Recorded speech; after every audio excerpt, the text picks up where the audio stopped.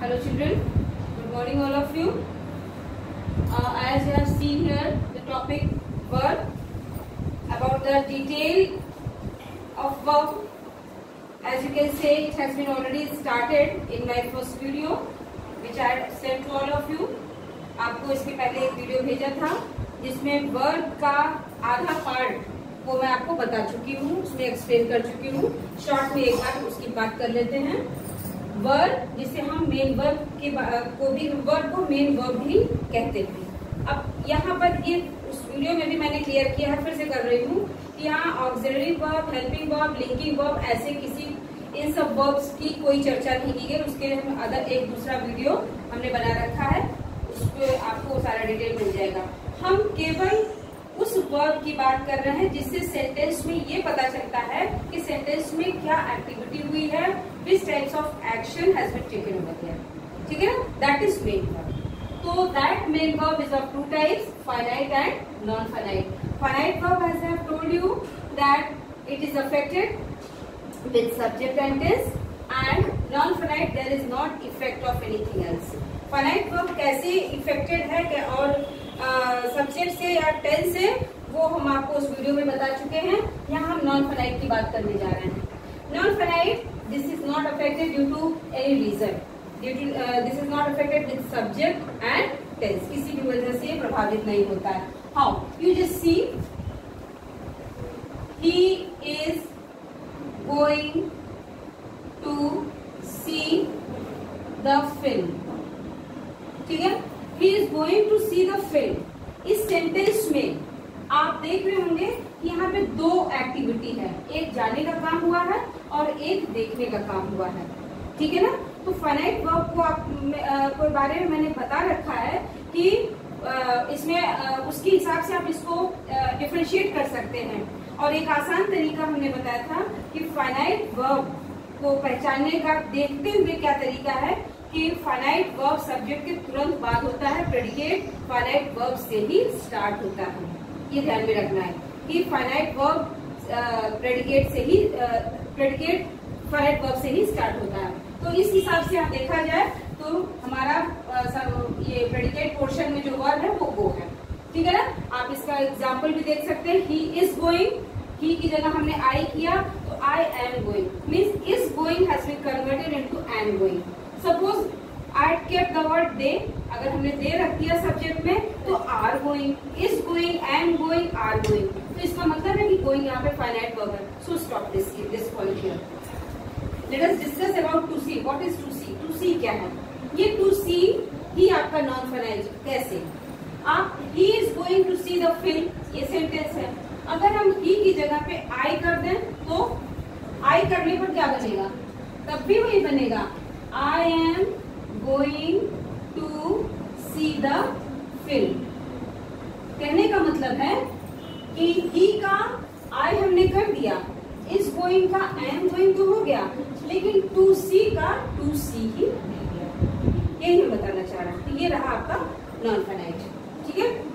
तो शॉर्ट में non finite verb पर सब्जेक्ट और टेंस का किसी भी दशा में कोई इफेक्ट, कोई चेंजेस नहीं होता, कोई फर्क नहीं पड़ता. अब हम बात करते हैं नॉन फाइनाइट्स के टाइप्स के बारे में. नॉन फाइनाइट सेंटेंस में आपको कभी इंफिनिटिव के रूप में मिलेगा, कभी जीरंड के रूप में मिलेगा और कभी पार्टिसिपल के रूप में मिलेगा. Infinitive, gerund, participle. इंफिनिटिव छोटे बच्चे बड़े आसानी से पहचान लेते हैं. इंफिनिटिव सेंटेंस में होता है टी और टू के बाद वर्ब की फर्स्ट फॉर्म. जैसे ही वो फिल्म देखने जा रहा है, वो गाना गाने जा रहा है, तो he is going to sing a song. अक्सर लोगों के मुंह से निकल जाता है he is going to singing a song. This is wrong, क्योंकि टू सिंगिंग यहाँ पर हमें इंफिनिटिव की आवश्यकता है. टी और टू के बाद वर्ब की फर्स्ट फॉर्म ही लगती है इंफिनिटिव बनाने के लिए. तो he is going to sing a song. What is to sing? To sing ही आपका इंफिनिटिव है. शॉर्ट में हम कहें इंफिनिटिव आपका टी और टू प्लस वर्ब की first form. That's all. This is infinitive. बच्चे बड़े आसानी से टी और टू के बाद वर्ब की फर्स्ट फॉर्म देख करके वो जान जाते हैं कि ये इंफिनिटिव. ठीक है ना. लेकिन एक इंफिनिटिव और भी अकॉर्डिंग टू स्टैंडर्ड कि that is called bare infinitive. वो बेयर इंफिनिटिव क्या है? बेयर इंफिनिटिव जो होता है उसमें टू नहीं लगता है, लेकिन उसकी जगह ही एकदम अलग होती है। बेयर इंफिनिटिव का यूज होता है जब हम लेट का यूज करते हैं। अगर सेंटेंस में लेट का यूज हुआ है, कैसे? लेट हिम गो, उसे जाने दो।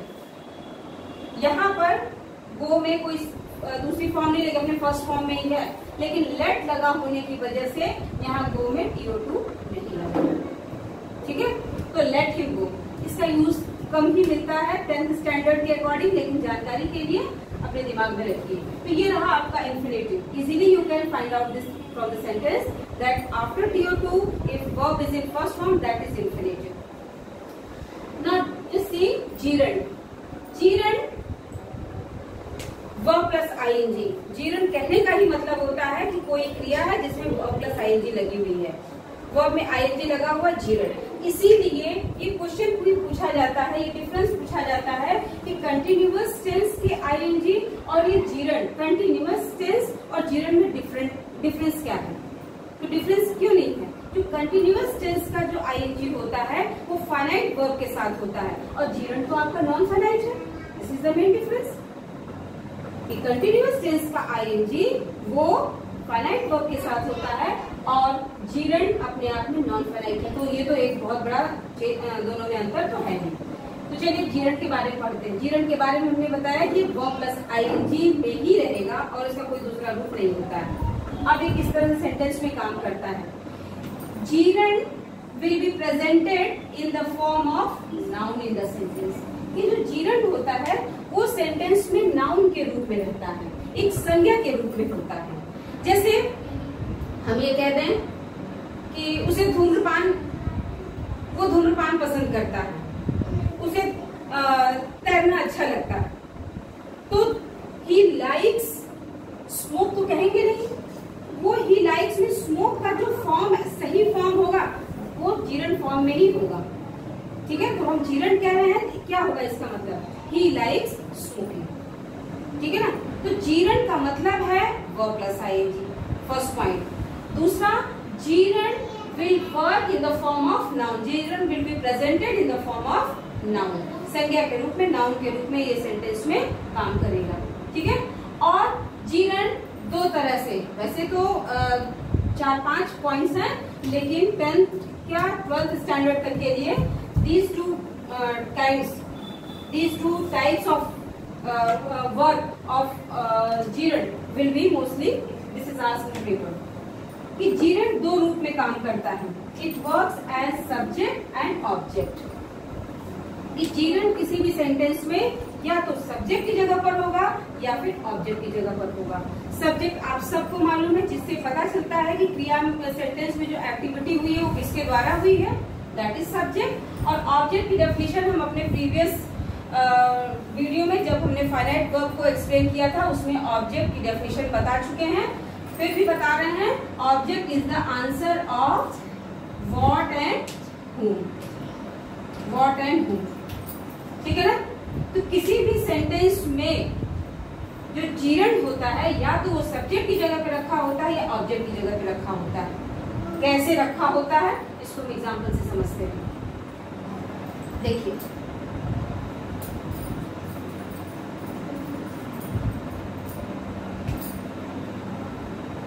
he likes smoking, he likes smoking। I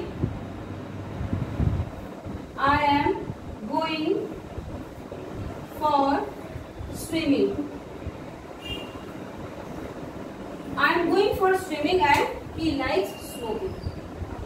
अब यहाँ पर आप ये देख लीजिए, स्विमिंग, ये दो सेंटेंस हमने दिए हैं, इन दोनों सेंटेंस में यहाँ पर ये ऑब्जेक्ट के रूप में आया है, लेकिन ये ऑब्जेक्ट है नहीं, ऑब्जेक्ट की जगह पर आया है। ठीक है ना, एक और एग्जांपल हम यहाँ देते हैं। Swimming is good exercise, swimming is good exercise. ठीक है ना, अब चूंकि गो ट्रांजिटिव नहीं है तो ऑब्जेक्ट वहां नहीं होगा, इसलिए उसको हम यहीं पर स्टॉप कर रहे हैं। लेकिन स्विमिंग अपने आप में नाउन है, व्हाट का रिस्पॉन्स मिलता है इससे, इसलिए इसको जीरंड कहेंगे, इसलिए मैंने लिखा है। लेकिन ये गो ट्रांजिटिव नहीं है, ये ध्यान में रखना है। He likes smoking and swimming is good exercise. इन दोनों सेंटेंस में आप देख रहे हैं कि ये जो स्मोकिंग आया है, ये स्मोकिंग ये ऑब्जेक्ट की जगह पर है। कैसे ऑब्जेक्ट की जगह पर है? क्योंकि लाइक हमारा ट्रांजिटिव वर्ब है और ट्रांजिटिव वर्ब में ऑब्जेक्ट की आवश्यकता होती है। What does he like, question होता है व्हाट डज ही लाइक, तो व्हाट का रिस्पॉन्स मिल रहा है हमें स्मोकिंग से। हमने कहा सब्जेक्ट के रूप में, ये देखिए स्विमिंग फिर यहाँ पर सब्जेक्ट के रूप में आया है। और एग्जाम्पल ऐसे भी देख सकते हैं, smoking is injurious to health, smoking subject की जगह पे रखा हुआ है तो इसलिए स्मोकिंग यहाँ पर भी जीरंड है। शॉर्ट में फिर से सुनिए जीरंड के बारे में। Gerund verb plus ING form में ही होगा, सेंटेंस में ये नाउन के रूप में काम करेगा और ये दो तरह से सेंटेंस में ये हमें देखने को मिलता है। हमने बताया कि 3-4 पॉइंट्स हैं इसके, लेकिन वो आपके 10th स्टैंडर्ड में नहीं है, इसलिए हम उसकी चर्चा नहीं करेंगे। हम केवल उसके 2 टाइप से ही हमें मोस्टली 10th स्टैंडर्ड तक मिलते हैं, सब्जेक्ट और ऑब्जेक्ट। ठीक है ना?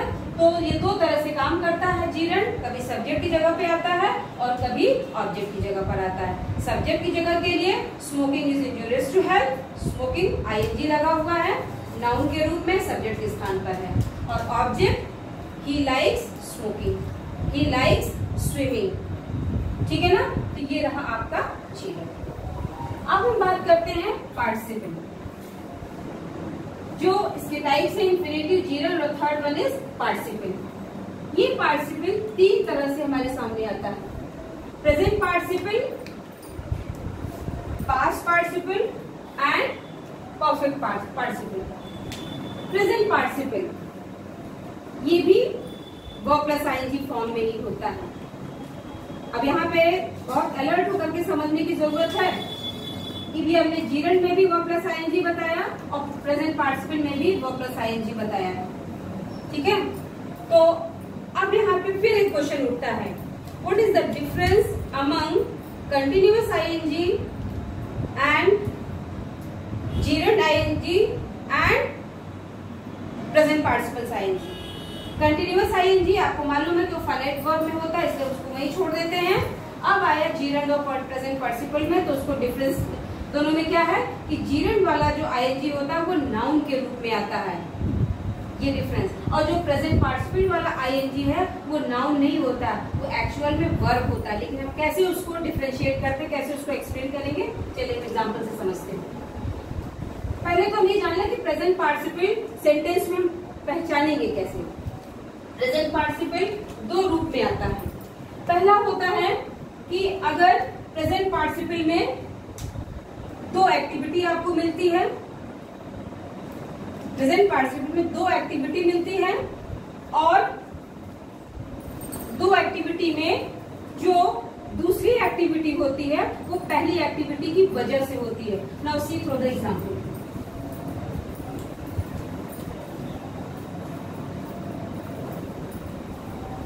हमने कहा कि प्रेजेंट पार्टिसिपल में 2 activities take place together and second activity will be due to first activity. How? Seeing the shade on the wall, seeing the shade on the wall, he got frightened.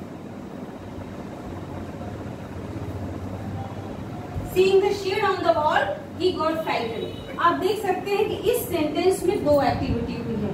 पहली activity हुई है देखने की और दूसरी activity हुई है डरने की। 2 एक्टिविटी हुई है। हमने कहा 2 एक्टिविटी होंगी, 2 एक्टिविटी हुई है। फिर कहा कि जो दूसरी activity, second activity will be due to first activity. क्या इस सेंटेंस में जो आपकी सेकेंड एक्टिविटी है फर्स्ट एक्टिविटी की वजह से नहीं हुई है? सेकेंड एक्टिविटी आपकी डरना है, ये व्यक्ति डरा, ही गॉट फ्राइटेंड, वो डर गया। तो क्यों डरा? Because he saw the shade on the wall, क्योंकि उसने दीवार पर छाया देखी। Seeing the shade on the wall, अगर वो छाया नहीं देखता तो नहीं डरता। यानी डरने का काम इसलिए हुआ है क्योंकि उसने दीवार पर छाया देखी है। तो यहाँ पर ये बात फुलफिल हो रही है कि जो प्रेजेंट पार्टिसिपल होता है इसमें दो एक्टिविटी होती हैं. Second activity will be due to first activity. You can understand through this example is easily. दूसरा भी ले सकते हैं. Hearing the sad news he got fainted. Hearing the sad news, he got fainted. अब इसमें भी दो एक्टिविटी हुई है, एक सुनने की हुई है, एक बेहोश होने की हुई है, मूर्छित होने की हुई है. दो क्रियाएं हुई हैं. अब आप देख रहे हैं कि जो दूसरी क्रिया जो मूर्छित होने वाली, बेहोश होने वाली है, वो इसलिए हुई है क्योंकि उसने सैड न्यूज सुनी थी. सैड न्यूज ना सुना होगा तो शायद वो मूर्छित नहीं होता, बेहोश नहीं होता. कहने का मतलब है इन दोनों सेंटेंस के जरिए इस बात की यहाँ पुष्टि हो रही है कि प्रेजेंट पार्ट की दो एक्टिविटी एक साथ, two activities take place together. दो एक्टिविटी एक साथ यहाँ पे हुई है और second activity is due to first activity. दूसरी एक्टिविटी पहली एक्टिविटी की वजह से हुई है. So this is the present participle. Okay, now we will discuss about the past participle. It is most easiest part of this non-finite chapter. Past participle के लिए हमें केवल बस ये देखना होता है कि इसमें verb की थर्ड फॉर्म होती है and it will work as adjective in the sentence. It will work as adjective in the sentence. Children, one thing I am missing over here, so I am going to this quote here for the present participle. In present participle, one point is more that it works as adjective also. Present participle में एक point छूट गया है, इसको मैं यहाँ फिर से ऐड कर रही हूँ कि present participle एक तो इस रूप में आता है कि दो एक्टिविटी होती है, दूसरी एक्टिविटी फर्स्ट एक्टिविटी की वजह से होती है, और दूसरा क्या उसका रूप होता है कि वो प्रेजेंट पार्टिसिपल एडजेक्टिव के रूप में भी काम करता है. See this example here. I like dancing doll. मैंने पसंद किया एक डांस करने वाली डॉल को. तो आप देख सकते हैं कि वो प्लस आईएनजी है और एडजेक्टिव के रूप में काम कर रहा है. ये डॉल के लिए एडजेक्टिव है. ठीक है ना.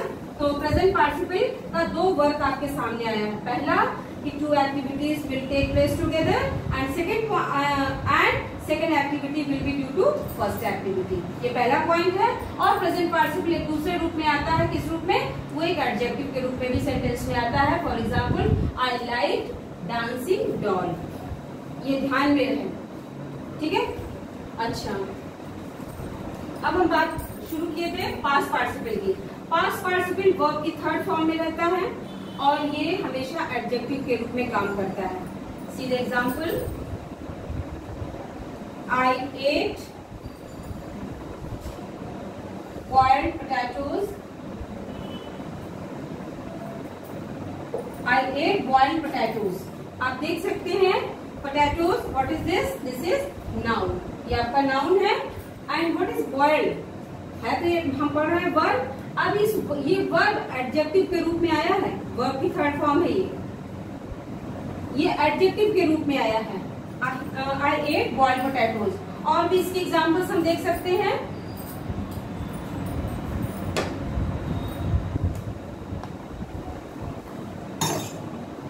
This is my stolen watch. ये हमारी चोरी हुई घड़ी है. ये घड़ी गायब हो गई है और चालक से मिल जाती. क्या लगता है कि हमारी खोई हुई घड़ी. This is my stolen watch. One more example. Doctor Pandey is an experienced doctor. आप देख सकते हैं एक्सपीरियंस्ड डॉक्टर की विशेषता बता रहा है. कहने का मतलब पास्ट पार्टिसिपल वर्ब की थर्ड फॉर्म में रह करके सेंटेंस में एडजेक्टिव का काम करता है. हम प्रेजेंट पार्टिसिपल और पास्ट पार्टिसिपल को एक बार फिर से आपके सामने एक्सप्लेन कर दे रहे हैं कि प्रेजेंट पार्टिसिपल दो तरह से काम करता है. प्रेजेंट पार्टिसिपल पहला पॉइंट है कि ये सेंटेंस में वहां होगा जहां दो एक्टिविटी एक साथ घटित होंगी और जो दूसरी घटना है वो पहली घटना की वजह से होगी, ठीक है ना। और पहली घटना में आपको प्रेजेंट पार्टिसिपल मिल जाएगा। Seeing the shade on the wall he got frightened, और hearing the sad news he got fainted. इन दोनों सेंटेंस में आप देख सकते हैं कि दोनों में दो एक्टिविटी हुई है और दूसरी घटना पहली घटना की वजह से हुई है। तो पहली घटना के साथ पहली एक्टिविटीज में आपका प्रेजेंट पार्टिसिपल हो जाता है, मतलब वर्ब प्लस आईएनजी लग जाता है। पास्ट पार्टिसिपल और प्रेजेंट पार्टिसिपल एडजेक्टिव के रूप में आता है। प्रेजेंट पार्टिसिपल एडजेक्टिव के रूप में आता है। He purchased singing toy, singing doll, singing anything else. Singing doll ही कह लेते हैं, डांसिंग सिंगिंग डॉल, ठीक है ना। लॉफिंग डॉल, तो लॉफिंग सिंगिंग डांसिंग ये क्या है, उस डॉल की विशेषता बता रहे हैं, तो इसलिए वो एडजेक्टिव हुआ। फिर आपका पास्ट पार्टिसिपल, पास्ट पार्टिसिपल केवल इसकी एक ही पहचान है कि वर्ब की थर्ड फॉर्म में रहता है और सेंटेंस में एडजेक्टिव का काम करता है, that's all. So this was present and past participle. Now we are going to discuss about perfect participle. In perfect participle, you will again get two activities will take place together. Perfect participle में आपको फिर मिलेगा कि दो घटनाएं एक साथ घटित हो रही हैं। कैसे?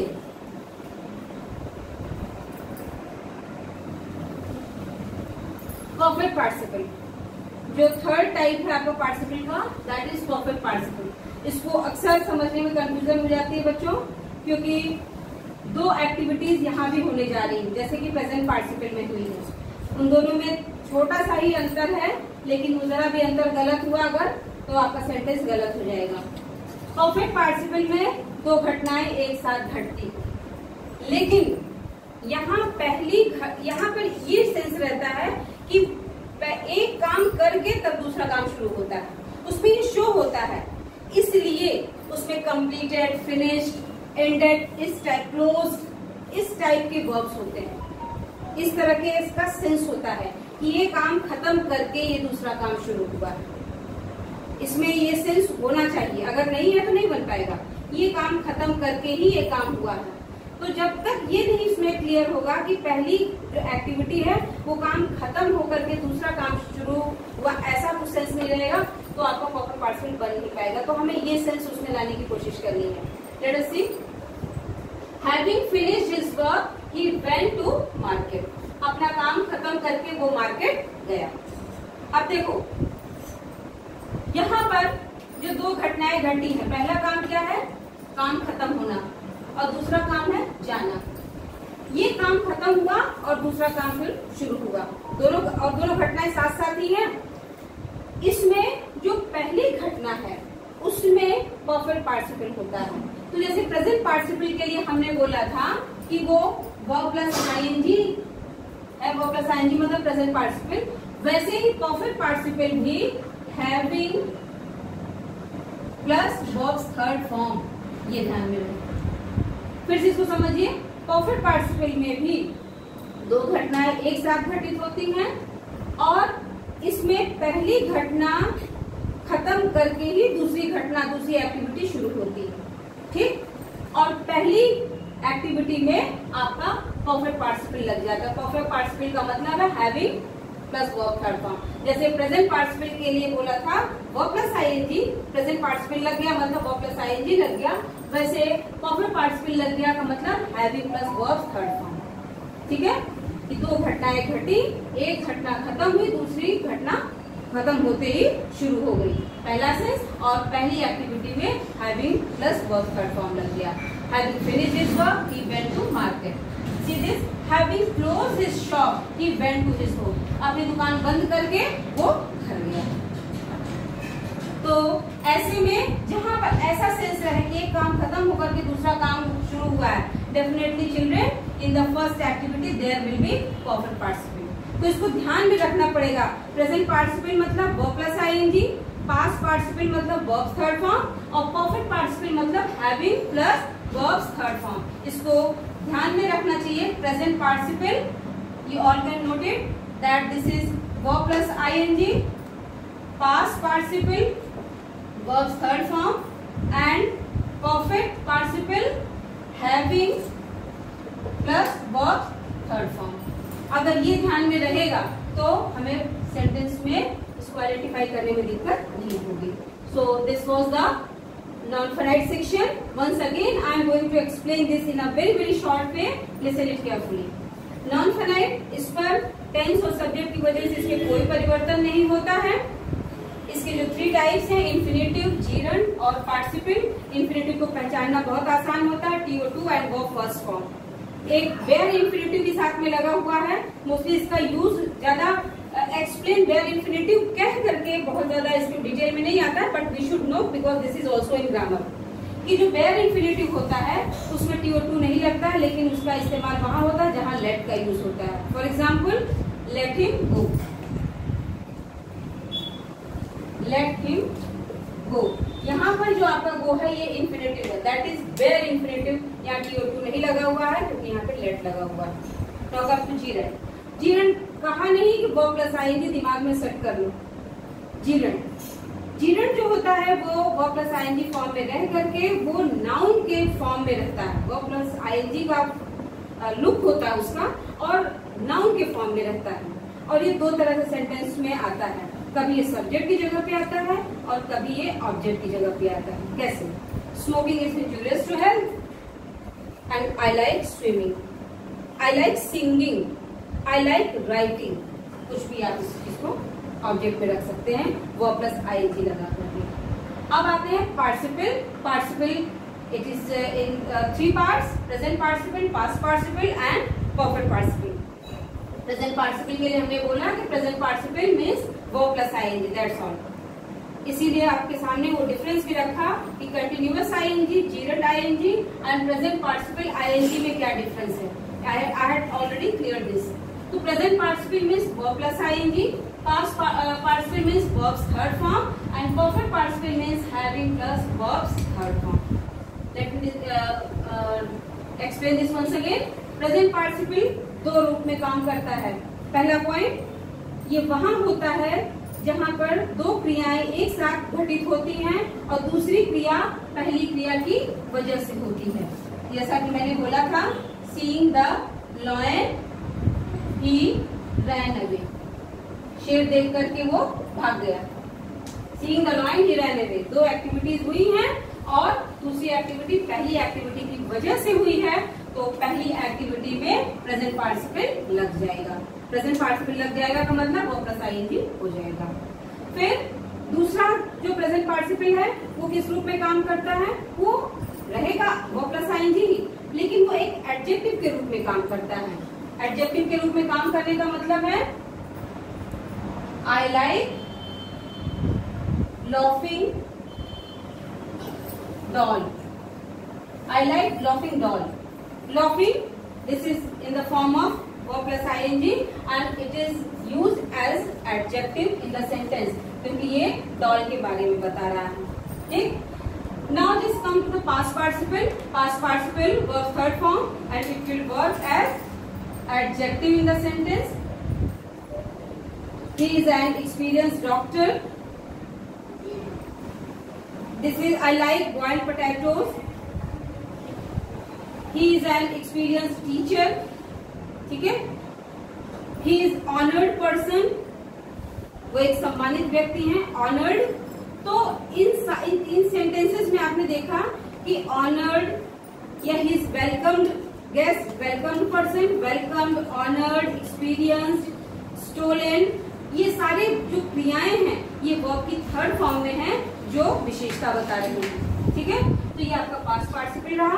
फिर आया परफेक्ट पार्टिसिपल। ये यहाँ पर फिर 2 एक्टिविटी होने जा रही है, लेकिन यहाँ पर अंतर ये है कि जो दूसरी एक्टिविटी हो रही है वो यहाँ पे हुई है, वो पहली एक्टिविटी के खत्म होने पर दूसरी एक्टिविटी शुरू हुई है और पहली एक्टिविटी में परफेक्ट पार्टिसिपल लग जाता है। Having finished his work, he went to market. Yeah, having closed his shop, he went to his. So, children, this was the non-finite section, and you all were able to understand here easily. मेरा जो पहला video है उसमें आपको finite verb का पूरा detail दिया हुआ है और इस वीडियो में नॉन फाइनाइट। अब जाकर के पूरा वर्ब सेक्शन कंप्लीट हुआ। Thank you so much.